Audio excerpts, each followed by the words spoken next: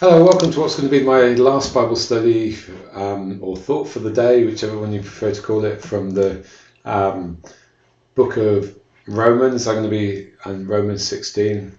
So after this, I'm going to take a week's break and we'll begin again at the beginning of August, I guess it is, or no, last week of September, beginning of August.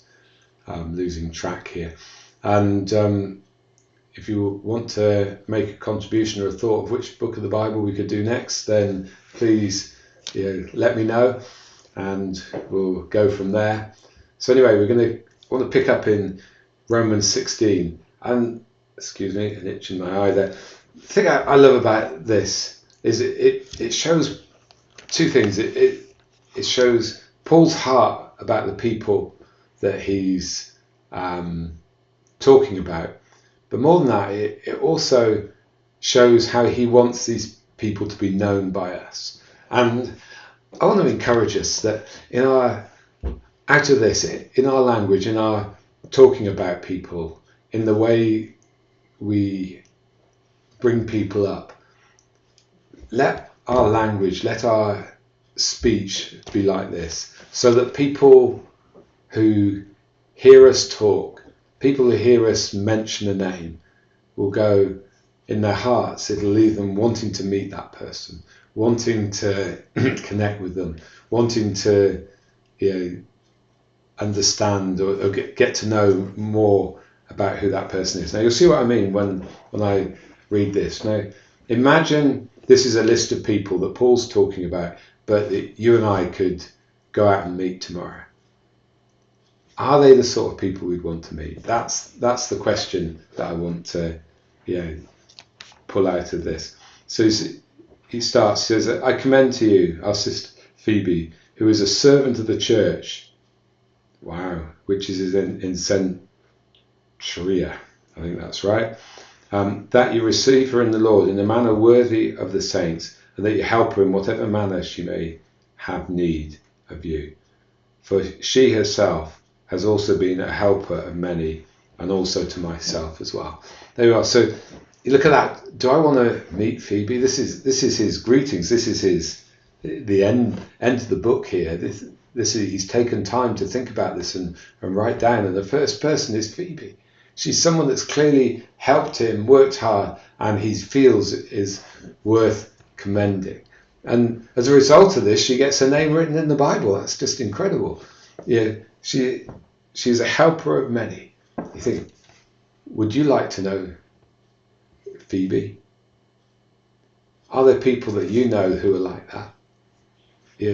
Then I want to encourage you, whether it's just in your day-to-day connection, when you mention that person, talk about their care, the way they help people, the way they make a difference in people's lives, and be someone that through your language builds them up, not just directly to them, but in the community around. So they're people that through what they do, that you're someone that helps them have a great reputation in the community that they're part of. Let's see who else. He says, greet Priscilla and Aquila, my fellow workers in Christ, who for my life they risked their own necks, to whom not only do I give thanks, but also all the churches and the Gentiles. Wow, that's pretty good, isn't it? That he's saying these guys, they've made a difference. They actually were willing to die for me.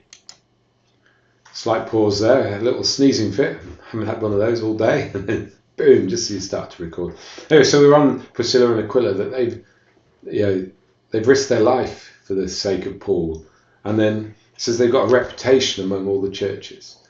It's like, again, if we know people that have laid down their lives, and maybe in this country there's not quite the dangers that these guys faced here, but there are in other places, and people, they lay down their lives, for the sake of the gospel and for the sake of other people. And you're like, that in a Western safe culture is mind-blowing, but there are people that God's called to live like that and to be like that, to lay down their lives for the people. And are we those that speak well of them and speak with confidence. Speak well of them. I think it's the best word.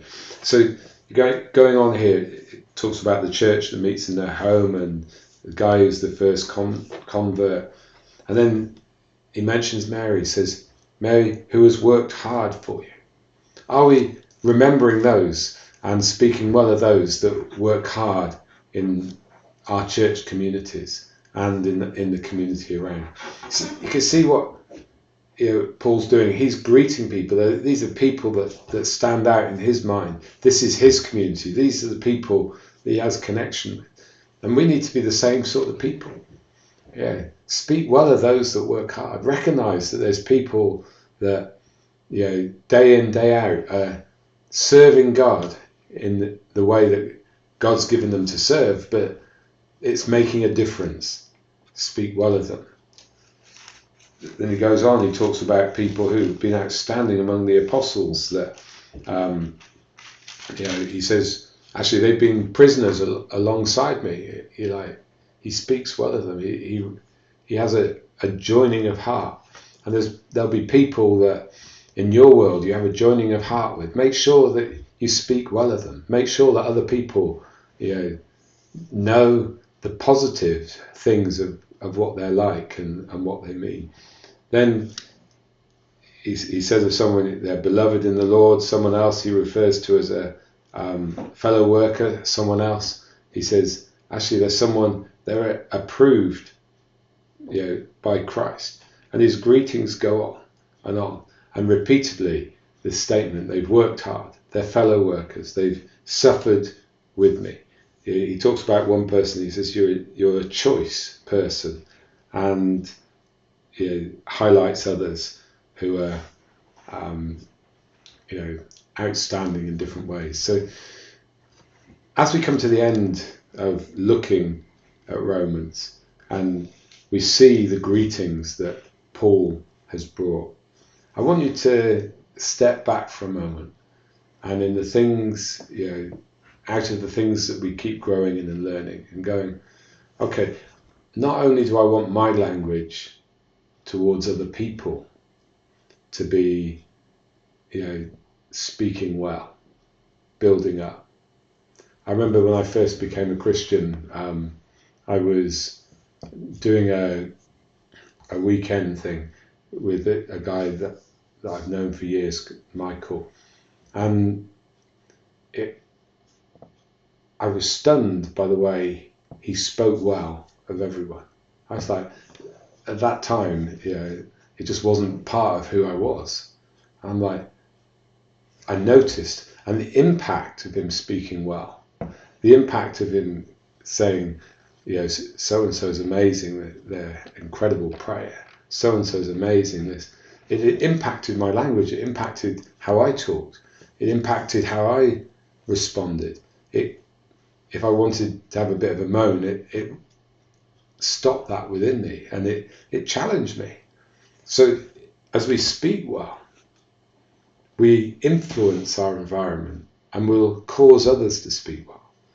And then the second part of this I want us to go away with is that we're doers of the word. These people that I mentioned, they've worked hard, they laid down their lives for Jesus. They recognized that Jesus had laid down his life for them, and they did the same in the way they lived their lives. So for us, are we living in that way, that we're working hard, we're serving God, we're giving ourselves to him and to his purposes?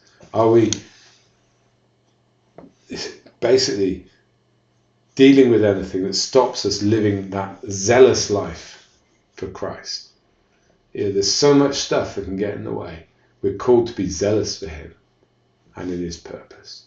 So as we look at these, leave that your takeaway from this series on Romans. It's not just things I've heard, but I want to capture the things that in my heart in such a way that I'm a doer, not just a hearer of the word. Bless you. Thank you for being with me for this Romans study. As I say, a couple of weeks, a week off, and then we'll be back in on a new subject. So bless you, enjoy the week, and thank you for being with me during this study. Bye for now.